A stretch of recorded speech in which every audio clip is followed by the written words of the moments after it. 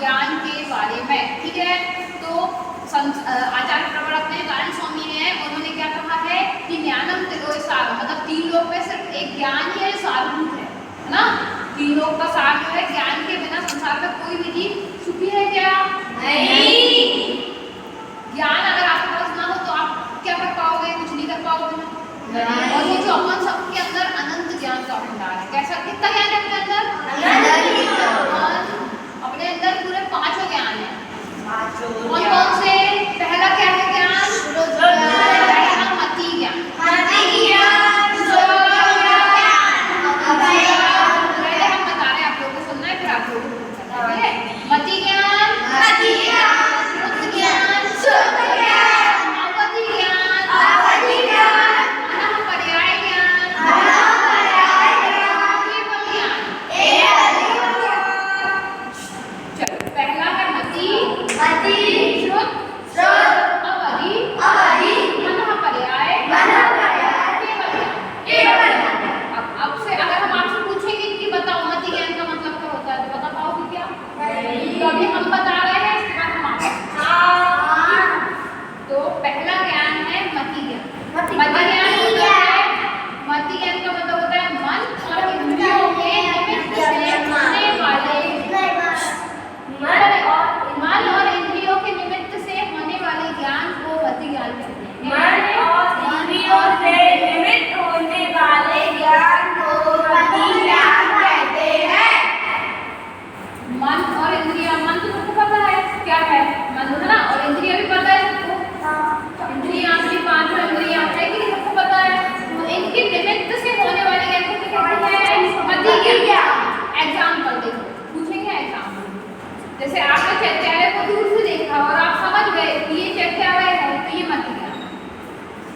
आपने दूर से देखा, समझ गए ये चैत्यालय है, तो ये क्या, कौन सा ज्ञान है? मति ज्ञान। ठीक है, इसके 5 प्रकार होते हैं। अग्रह, बोलो अग्रह, इहा, अवाय, धारणा। पहला अग्रह, इहा, अवाय, धारणा। अग्रह मतलब होता है किसी वस्तु का सिर्फ आभास होना, ऐसा समझना कि कुछ तो है ना। ये क्या है? अग्रह। पूछेंगे अभी एक क्वेश्चन सबसे। इहा मतलब विशेष रूप से जानने की इच्छा, अरे क्या है? जैसे मतलब मुझे चैत्यालय है, चैत्यालय जैसा दिख रहा है, ऐसा लगा अपन को कि कुछ तो है, ऐसा लगा कि कुछ तो है, सिर्फ आभास हुआ, तो ये क्या है? अग्रह। फिर अपन थोड़ा और ध्यान से देखे तो अपन को क्या समझ में आया कि कुछ तो है, कुछ मंदिर जैसा दिख रहा है, यह इहा। ठीक है, फिर अवाय। फिर अपन ने चैत्यालय के ऊपर भी वो बनी रहती है ना, कोई मंदिर के ऊपर क्या बनी रहती है, वो आकार बना रहता है ना मंदिर का। तो हाँ, वो पिंडी का आकार अपन समझ जाते हैं कि ये कहीं का तो मंदिर है ना। तो ये क्या है? अवाय। क्या है ये? अवाय। हाँ, ध्यान रख जाना, समझ जाना, ध्यान से पूछेंगे।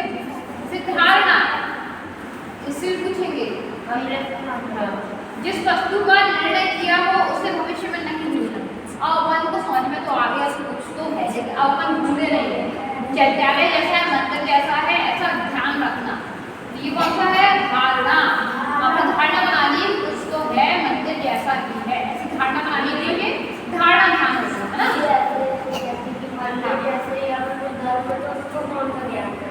क्या मंदिर जैसे ही अगर कोई का घर हुआ तो वही तो बात है, ये सब अपन को आभास हो रहा है ना, अपन को सिर्फ आभास हो रहा है कि कुछ तो है, तो ये हो गया अग्रह है। फिर विशेष रूप से जानने की इच्छा, कुछ तो है, मगर क्या? ये सब जो इच्छा है ना, ये क्या है? इहा।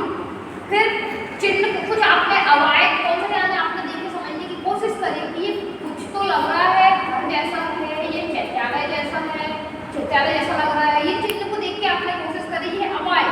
और धारणा क्या है कि आपने सोच ली कि हाँ ये तो चैत्यालय भी है कहीं ना कहीं का, आपने ये धारणा बना ली, ये धारणा था, आपने 5 बता दिया आपको। और आपसे पूछने की बारी रहेगी, तो नैनी और पैरिस से पूरे पूछेंगे, 4 को 4। ठीक है, और अब जो बात करेगा उससे भी पूछेंगे आगे।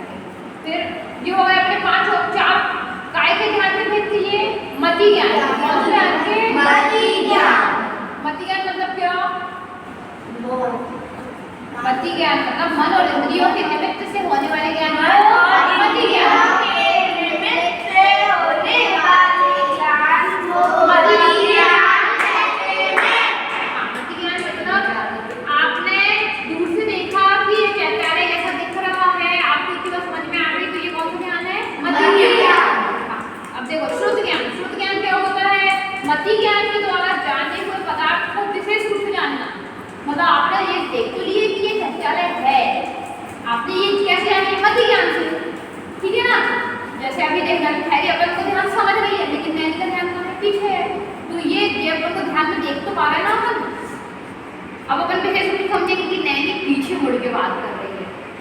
आएगा श्रुत ज्ञान, मतलब जैसे मति ज्ञान के द्वारा जाने हुए पदार्थ को विशेष रूप से जानना। हमने देख ली कि तुम बात कर रहे हो, अब हमने विशेष रूप से देख के तुम पीछे वाले से बात कर रहे हो या आगे वाले से बात कर रहे हो, तो ये हो गया श्रुत ज्ञान। मतलब जैसे क्या क्या है तो पहले देखिए कौन सा ज्ञान है, श्रुत ज्ञान। कौन सा ज्ञान है ये, श्रुत ज्ञान। समझ में आ गया मति और श्रुत? प्रभाव बताओ, मति कौन सा, क्या कर रहे हो? जो मूल पदार्थों को जानता है उसे अवधि ज्ञान कहते हैं। अवधि ज्ञानी मूलराज अपने मर्यादित क्षेत्र में रहने वाले पदार्थों को जानते हैं। जैसे अवधि ज्ञान से मूली महाराजा को जब जिसको हो जाता है ना, वो ये जान लेते हैं जैसे मर्यादा रहती है, लेकिन कुछ अगर अमरवाड़ा में है तो वो छिंदवाड़ा या जबलपुर तक का ही समझ, जब छिंदवाड़ा तक के एरिया का कुछ उनको आवाज हो जाएगा कि ऐसा होने वाला है या ऐसा हो सकता है ना। या अमरवाड़ा में तो जैसे सामने कोई व्यक्ति बैठा है तो उसके मन को समझ सकते हैं कि भाई इसके साथ क्या होने वाला है या ऐसा कुछ। ये क्या है, अवधि ज्ञान, है ना। कि मतलब जो द्रव्य, क्षेत्र, काल और भाव, मतलब भाव पूरी मर्यादा है। ऐसा नहीं कि सबके बारे में कुछ बता देंगे, लेकिन जैसे आप सामने खड़े हो तो आप क्या समझ सकते हैं, या आपके क्षेत्र में कुछ घटना घटने वाली है उसके बारे में आपको बता सकते हैं, है ना। तो ये कौन सा हुआ, अवधि ज्ञान।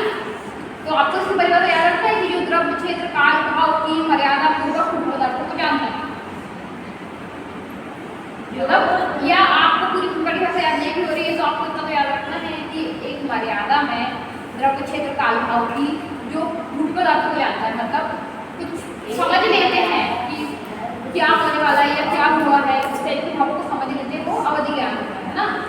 ठीक है, हमारी पूछने की बारी अब वही शुरू होगी, हमारे खत्म होने के बाद।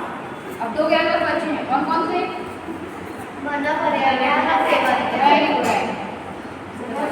मना पर्याय मतलब जो ज्ञान दूसरे के मन में स्थित रूप पदार्थों को जानता है। मतलब मना, अवधि ज्ञान मतलब ऐसा है कि क्या होने वाला है ये जान लेते हैं, फ्यूचर में क्या होने वाला है, थोड़े टाइम बाद एक मर्यादा में वो ये जान लेते हैं। और मना पर्याय मतलब मन के अंदर के पदार्थों को जानते हैं। जैसे हम तुम्हारा मन पढ़ रहे हैं कि तुम्हारी बात करने की इच्छा हो रही है, तुम बात करोगे, तुम्हारा ध्यान यहाँ नहीं है, ये मना पर्याय ज्ञान है कि मन में क्या चल रहा है हम आपके जान सकते हैं, है ना। हाँ, फिर केवल ज्ञान जो ज्ञान समस्त द्रव्यों को और उनके समस्त प्रकारवर्ती परिणाम को जानता है। जैसे केवल ज्ञानी भगवान है तो उनको आपका प्रेजेंट भी दिख रहा है, पास्ट भी दिख रहा है और फ्यूचर भी दिख रहा है, आपका, सबका, हमारा, सबका। एक एक 3 लोग हैं जितने भी जीव है ना, उन सबका प्रेजेंट, पास्ट, फ्यूचर तीनों दिख रहा है।